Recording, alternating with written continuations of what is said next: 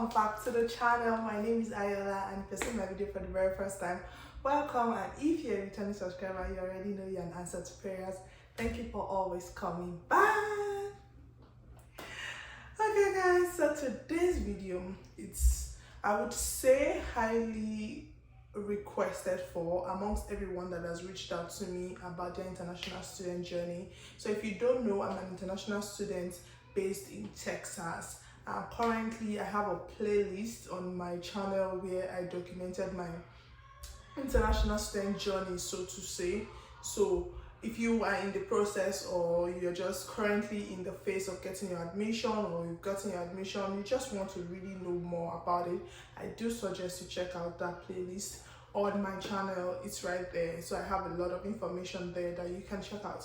Anyways, today's video is I'm going to be explaining to you the list of documents you need to relocate to the US. So these are the documents you need to relocate as an international student on an F1 visa to the US. So if you don't have these documents, I don't even think you should try to start the process. So this is answering the questions for a lot of you. So please, you don't have to ask again because I'm answering it already here. But if you still have your confusions or something, I'm sure I'm going to clear your doubts. But before we start the video, I'm also trying to, so this video is going to be in parts. I'm going to be explaining the documents. I'm also going to be taking out the time to talk about the statement of purpose, or letter of intent, as some people like to call it. I'm going to take out my time to explain it, and I'm going to give a bonus point at the end of this video by reading out my own statement of purpose. So just to cheer on someone, and maybe if you hear mine, you'll be able to understand better. Just give you a practical example as to what your statement of purpose should look like. So that's all we're going to be doing in this video. So do watch to the end so you'll be able to get this part of the information. And before I start, let me first say this. I've never thought I was going to be one of those people that will complain about the weather, but what? Dallas is hot. Oof. Today especially is a Sunday, and trust me, it is giving the sun in the day. It is, I feel like I'm in Lokoja all over again. I'm sorry, but I had to mention this. It feels like the weather is crazy, and the funny thing is I'm shooting with natural light right now, and it's about 8 p.m. and it's super bright. Like if I throw a pin on the floor, I'm going to get it back ASAP. Crazy. Maybe I'll take a picture of what outside looks like and add it somewhere in this video. Anyways, let's jump right into the reason you are here. First off, I have my system here, and I also have the notes I used to jot down some things for you all here. So let's begin. So first things first, I think this one is a no-brainer at all, is your international passport. I mean, where are you going to be done with international passport? Sure, you know what I mean? No, jokes apart though. If you plan to start this processing of getting an admission, not just to any school in the US, to your own, maybe to your own choice, country of choice. Maybe it's the UK, maybe it's Turkey, maybe it's Saudi Arabia. Look, wherever it is you are going to, if you don't have an international passport, bruh, you're going nowhere. That's it. Point blank, period. The next thing, I wrote it down here, and I'm just trying to look through my system and come back, so my eyes is moving a little bit, pardon me. So the second thing has to be your certificate, your degree certificate. Okay, so currently I know of I did my undergrad in Nigeria, and I had to talk to my school when I graduated. During this process, you need your original degree certificate to prove that you are a graduate of a university or a polytechnic or whatever it is. You need your original degree certificate. Moving on, the third thing you need is your transcript. So transcript is like a accumulation of your entire academic year. Using university as an example here, that means you need your 4 years record, semester by semester. It's usually broken down. So there is an official transcript and there is an unofficial one. So it's more like a degree, a record of all your exams, all your grades, one by one. That's what the transcript is. So you need to also request from your school. It's pretty easy. It's either two things. Either you go to your school and do it by yourself, or reach out to someone in school that can help you. Depending on how your school works, you might need to pay some money, and some schools you might not need. It depends on your school, honestly. So just make your inquiry about your transcript. But transcript for sure is one of the documents that is very important in trying to do this relocation as an international student. I'm telling you, this is not just a US thing, this is a UK thing, this is a general thing. These things I'm telling you are like basic general documents you need wherever it is you want to go to in the world. So you need your transcripts as an international student. You need your transcripts. All you need to do is request for it and you'll be given. The next thing I'm going to talk about is your reference letter. So this is the part where some people will say maintain a good relationship with your lecturers. Some people will say, well, so I'm more of the opinion that if you have people, you don't necessarily have to have the best relationship with people to ask them for reference letter, especially your lecturers, since you pass through them. So some schools ask for 3 reference letter and other schools maybe 2. It is not necessarily an academic reference letter. Academic reference letter is important, but if what you have is a work reference letter from your boss, just ask your school, send it an email. Do you guys, most likely they even tell you on the requirements.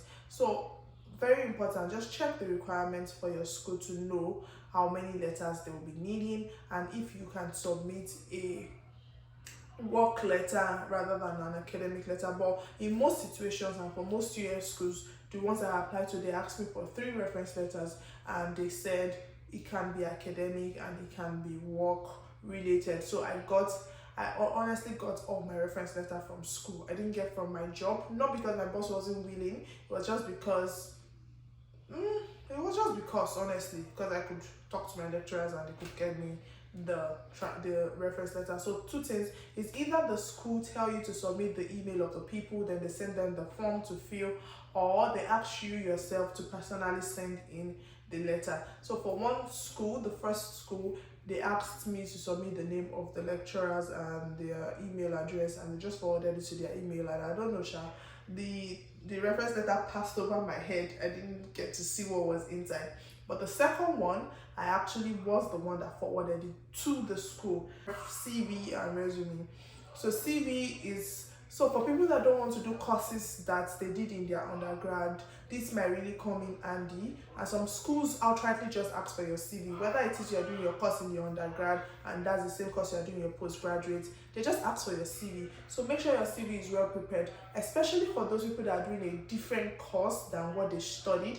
I would suggest you have a very good CV to back up the claim that you want to do this new course. So let's take, for instance, you did medicine in your undergrad and right now you're trying to do something totally different, let's say digital marketing. Of course, why are you leaving that example, but why are you leaving medicine to go and do digital marketing? Could add up. But if you have worked, maybe after school you've worked for a couple of years as a digital marketer and now you built the interest and you really want to pursue a career in that, it will be very helpful if your CV sells you well. If your CV states that, oh, this person has done this job before, this person is good at it, you can actually let this person further their education. So that's where CV and resume comes in. And is your bank statement. Okay, so people want to know, are you going to come to my country and am I the one that's going to be footing your bills, or are you going to be able to provide for yourself for at least the first semester? So you need, if you're not coming in on a scholarship, if you're not coming in on assistantship or job related position that covers your tuition, you most definitely need a statement, a bank statement. But if you're coming in with a scholarship, well, you still need a bank statement to prove that you can fend for yourself at least. But this bank statement does not need to be heavy laden. You get me? It doesn't need to be dollar like that. To go to the embassy, I know you need a bank statement that is very reasonable. So I'm saying have sufficient money. But if you're coming on a scholarship, well, it's your luck. You might not have to have so much money. It's really not luck, honestly. It's a lot of hard work to get scholarship. Then the last thing is your letter of intent. Really, it's not the last thing. The bank statement should come last. but because I have other things to talk about along the line of statement of purpose, that's why I put it at the last thing. So if you've decided to do this course, if you've decided that you're applying to this school, please check your school portal and make sure you reach the requirements. There are other documents that might be required that I have not mentioned here, like an exam, like GRE, like TOEFL, all those exams, test of English exam. If your school requires it, then you have to provide it. But if your school does not require it, I guess these are the basic documents everybody needs to have handy to even start this process, or to even go through this process and make it easier for yourself. So another thing is, if you're trying to apply for schools, give yourself time. Don't rush it, and don't just sit down and wait it out. Actually be doing something to improve yourself, to increase your chances of being admitted. Admission is like one of the easiest parts, if honestly, if you ask me. It's like one of the easiest parts if you play all your cards right. It is the visa interview, the whole tuition, those ones are like the sketchy part. So now let's go to the statement of purpose. So statement of purpose, or letter of intent, is a letter or an essay that explains to the admission body why you want to study this course, and amongst the numerous candidates that is available, why should they pick you? Like, why do you stand out? Why are you so important? Why do you think I should give you a slot when I could give it to someone else? So this letter is a letter that sells you, and you write it by yourself. It's not like, say, so somebody told me before, just shortly after I traveled, that, oh, can I send them my statement of purpose? And I'm like, it's hard for me to share statement of purpose, not because I don't want to give you the information. In fact, I don't need it anymore, but because if you try to write my story, my course is different from your course, your story is different from my story. You might use mine as a guideline, but trying to lift my story into yours might not work out. It's not even might, largely 90% will not work out. So statement of purpose is actually something you sit down, write it out, think about it, and write it out. So I wrote a lot, honestly. I was trying to have the perfect story, but there is no perfect story. And right now, I think I should jump into what your statement of purpose should contain. Then I will be reading out my statement of purpose like I promised earlier. So first things first, so statement of purpose should be clear and concise. A lot of schools give word limit and paper limit. So some people say they only want 2 pages and they want, or 3 pages. Other people would say they want 500 words, 1000 words. Just make sure you know what the rules for your school is, then they act accordingly to the rules, write accordingly to the rules. So, but whatever the rules might be, you need to be clear and concise. Don't go around the bush. This is not the story we tell when they ask us, how did you spend your last holiday? And you're just trying to just fill up the words, you're sweating from here to here. That's not what's happening here. This is actually a clear and concise situation. A brief introduction about yourself. So your statement of purpose is supposed to sell you. It's supposed to make you look good. It's supposed to make you look like the right candidate. So first, I believe that you have to sell yourself, and don't overstretch it. Introduce yourself, start it, and tell his story. Maybe have a catchphrase in the beginning, something that could catch the attention. See, people reading statement of purpose have hundreds of statements of purpose in their front. You are not the only applicant, both within the United States and outside of it. So you are not the only applicant. So start with something catchy, something interesting, something that would catch your fancy if you were in the position to read a statement of purpose. When you start like that, next thing is introduce yourself.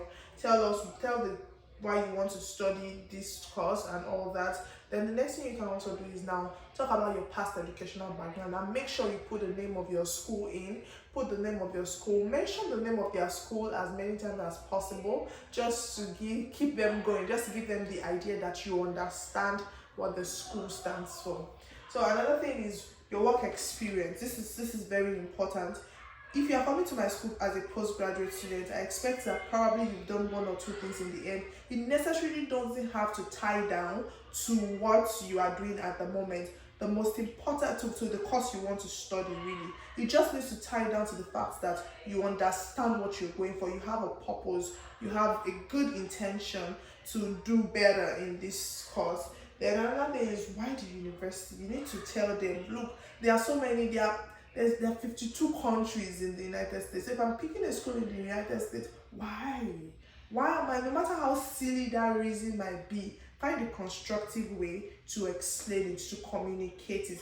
Why this school? Then you can also add why the environment. Really, see, I was complaining about this place being hot last time, and I remember one time in my channel I've talked about it, that Texas is like one of the coolest, like one of the good places to stay in the United States, because the weather is fairly like Nigeria weather. It's not too cold, but at the same time it's not like too hot. But right now it's hot. But yeah, weather changes, yeah, season and all of that. So I'm saying, so why are you picking it? I think when I mentioned, I'll read out my statement of purpose, but I think I mentioned my statement of purpose about the weather. Like, I like the environment, it is friendly, it's more habitable for me and things like that. Then you can also add something about the city too. Like, generally, what's so amazing about Texas, about the United States that you want to study in. I hope all these points you're getting it and you're writing it down.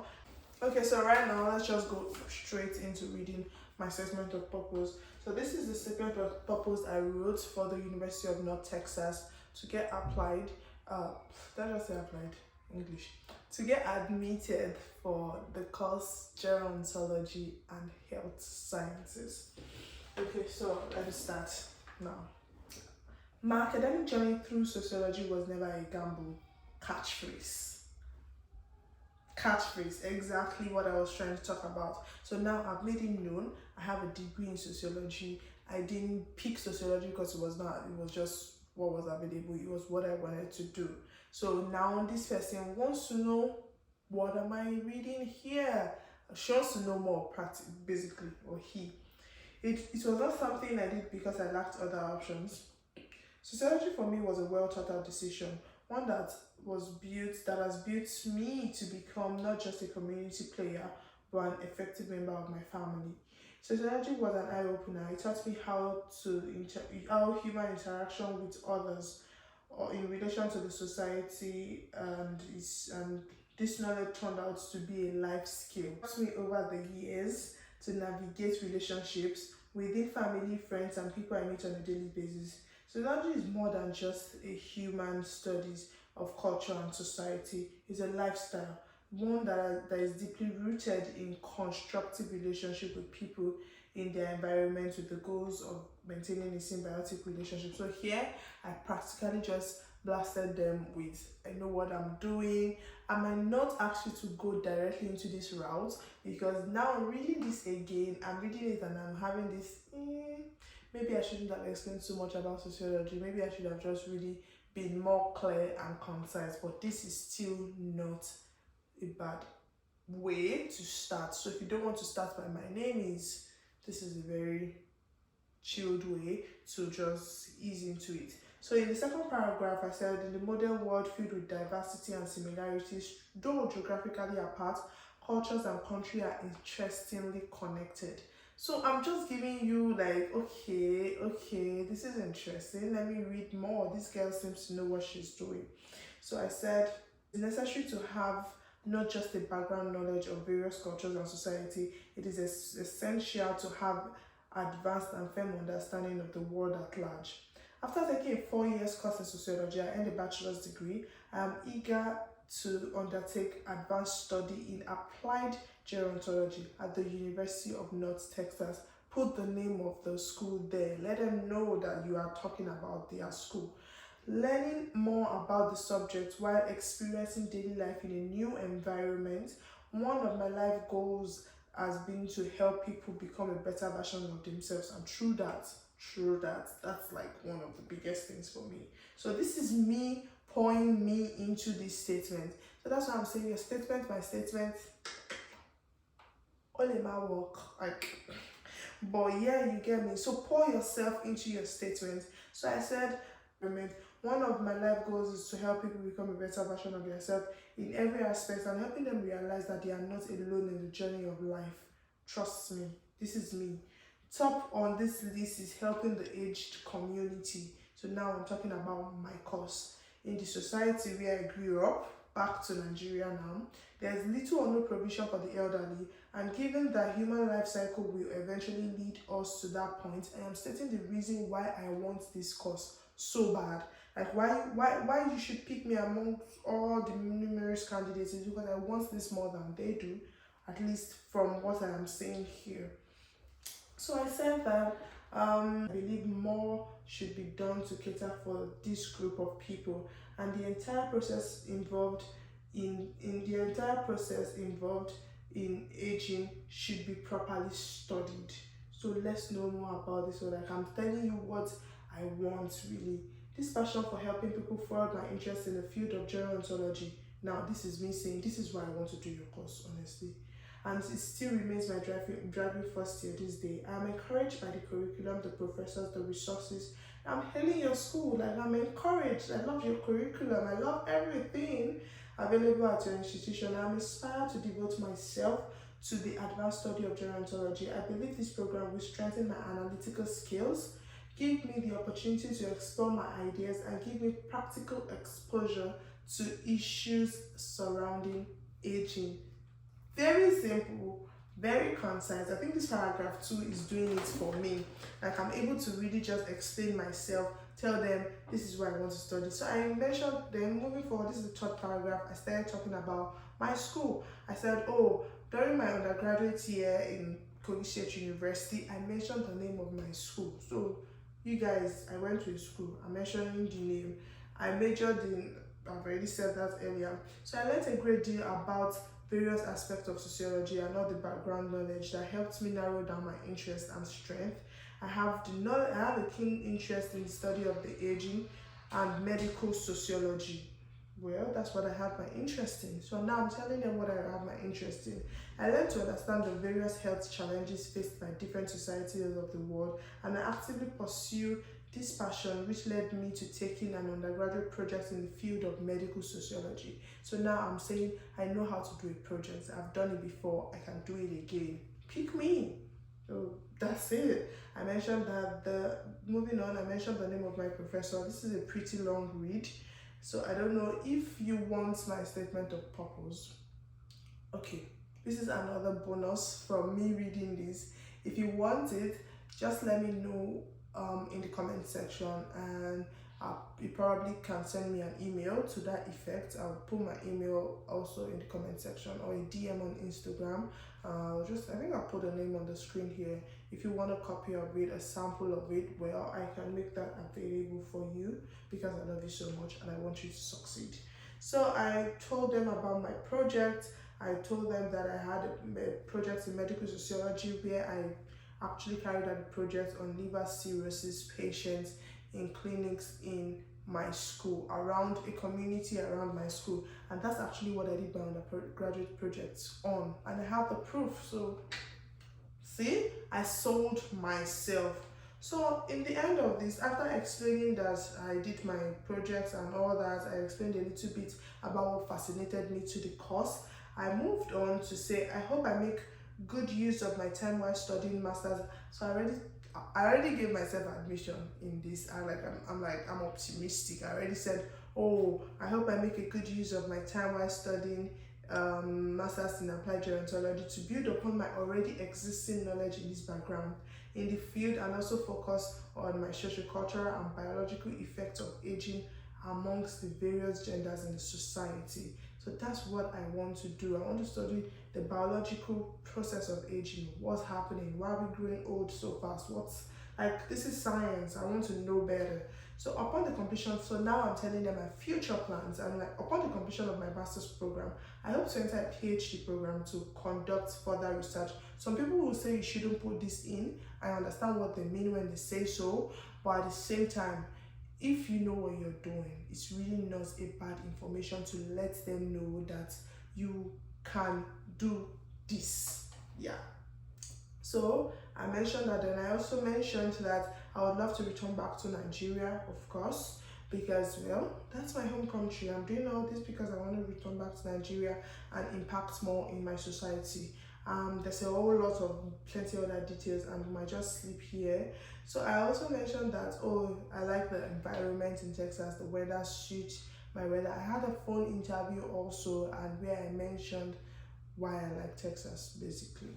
So yeah, that's all for this statement of purpose. I'm not sure I read it like word for word, but that's the idea. So there were basically like 4 paragraphs in here, and that's it. I was able to tell them what I did, my undergraduate course, tell them why I wanted their course and why I wanted their school, why I love the environment so much, my future plans. So I am not just doing this for the sake of doing this. I really want to go further, as deep as there is to go.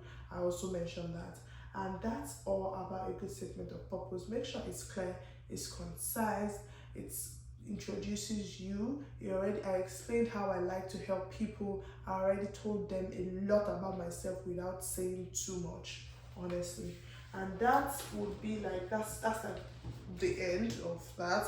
I would try my best to give this to anybody. I wouldn't just put it out there because it's not everybody that wants it, and I honestly don't think it's right. So if you really do want it, let me know. I'll make arrangements, send it to your mail or something for you. Yes, that's it. So guys, I hope you enjoy watching this video. I hope you learned from it. I hope you know now what to do. And don't forget, like I said earlier, give yourself time. All these don't take one day. I wrote this statement of purpose a lot.